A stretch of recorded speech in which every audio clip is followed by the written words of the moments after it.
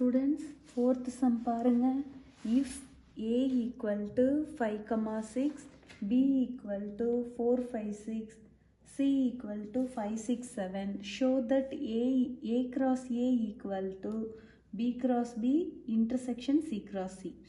இதுவே தமிழ்ல பார்த்தீங்கன்னா A equal to 5,6, B 4,5,6, C 5,6,7 எனில் A cross A equal to B cross B வெட்டு C cross C என காட்டுக அப்படின்னு கொடுத்துருக்காங்க.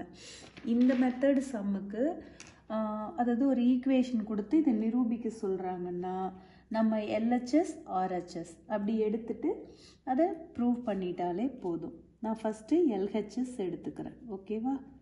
LHSல என்ன? A cross A. இந்த மாதிரி வரும்போது A வேல்யூவையே எழுதிக்கோங்க. 5 6 cross 5 6. ஓகேவா? அப்போ A cross A என்ன பண்ணுவோம்? First element 5, 5, 5, 6, 6, 5, 6, 6. ஓகே, இது ஈக்குவேஷன் 1ன்னு அப்படியே வச்சுக்கோங்க. இப்போ RHS போகலாம். RHSல ஃபஸ்ட்டு B cross B கண்டுபிடிங்க. அப்போது B வேல்யூவை எடுத்து எழுதிக்குவோம் 2 டைம்.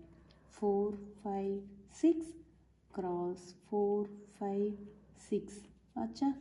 இப்போ ஒன்றுத்துக்கு ஒன்று க்ராஸ் பண்ணுவோம். ஃபஸ்ட்டு 4 எடுத்துக்கிட்டு ஒன்றோட ஒன்று பேர் எடுத்து எழுதலாம். 4, 4, 4, 5, 4, 6, 5, 4, 5, 5, 5, 6. அடுத்து 6, 4, 6, 5, 6, 6. ஓகே, அடுத்து C cross C கண்டுபிடிங்க. C cross C என்ன? 5 6 7 cross 5 6 7 எழுதலாமா? இதுக்கு என்ன பண்ணுங்க? ஃபர்ஸ்ட் எலிமெண்ட் தான். 5, 5, 5, 6, 5, 7, 6, 5, 6, 6, 6, 7, 7, 5, 7, 6, 7, 7. ஆச்சா?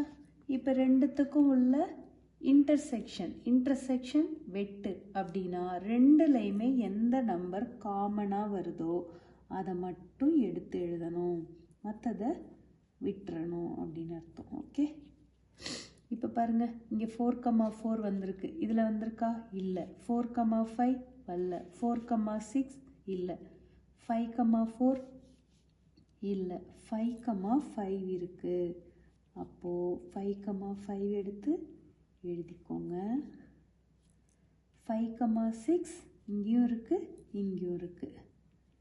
எடுத்து எழுதிக்கோங்க. 6, 4 இல்லை.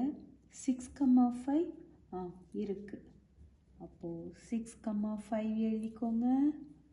அடுத்து 6, 6ம் இருக்குது. இதான் equation 2.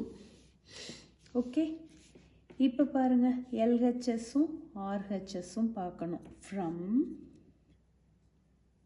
Equation 1 and 2 A cross A என்ன வந்துச்சு?